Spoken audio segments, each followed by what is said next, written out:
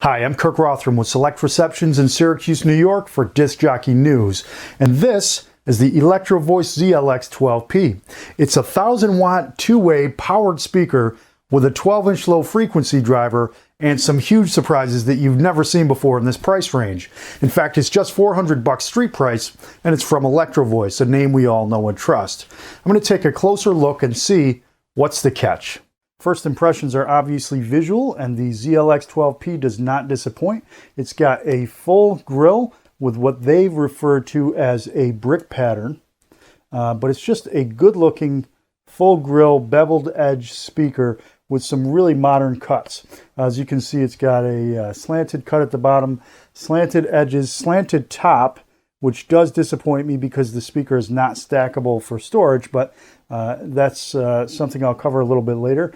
But a good-looking back panel with some good functionality and features, and then obviously a wedge to use it as a monitor. But it's a great-looking speaker, and if you're doing weddings, I would absolutely have no problem having this at a wedding or any high-end function where a first impression or presentation makes a difference. Speakers cannot be invisible. This is definitely the next best thing. There are three handles, one at the top rear, one at the bottom rear, and then obviously one here in the monitor wedge. The handles are pretty convenient with the exception of the top rear handle. And the fact is, when you the way the speaker is balanced, when you pick it up by that handle, the bottom rear automatically swings out. So it's somewhat awkwardly balanced. The front bottom of the speaker touches the ground every time when you pick it up or set it down. So I can see some potential for damage or scraping or worse to the bottom front of the speaker. That said, not that big of a deal if you're careful, but I think it's somewhat awkward to carry it with that handle. And the fact that it's balanced that way kind of eliminates the convenience of having a handle on top. This is the back panel. As you can see, there are vents, which were an oversight in the Live X series. There's some at the top and at the bottom of the rear of the speaker. The connectivity is absolutely wonderful. No RCA inputs, but there is a 1/8-inch aux in, which is perfect for an iPod or an iPhone. Throughput, inputs 1 and 2, which are combo jacks. Both levels can be read right there, and then a master volume. Obviously doesn't have the full connectivity that the QSC-K12 has, but I don't know if it's a fair comparison considering the speaker is less than half the price. One of the coolest features of the ZLX family, without a doubt, is the DSP menu.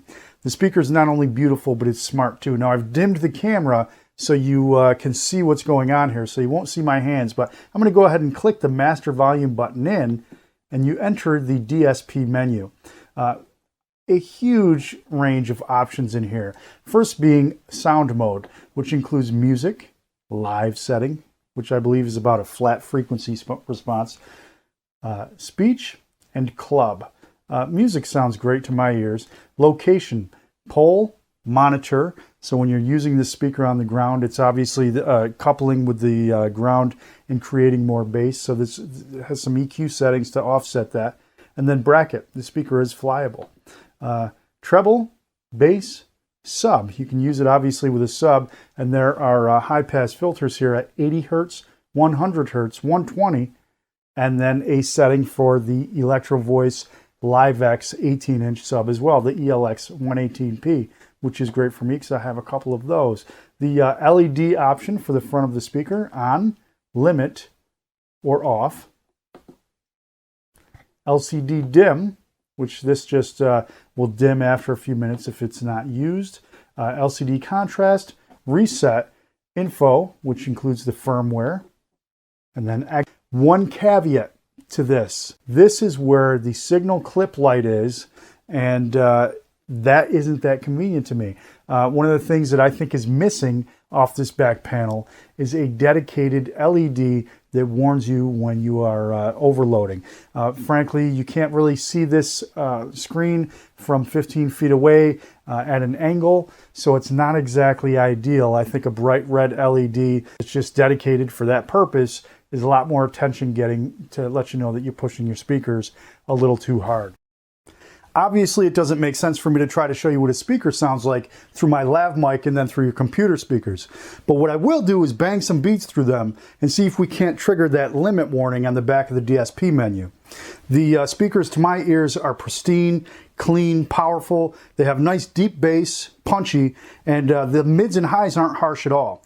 I'd say they're very articulate, great for everything from modern music to lush string arrangements.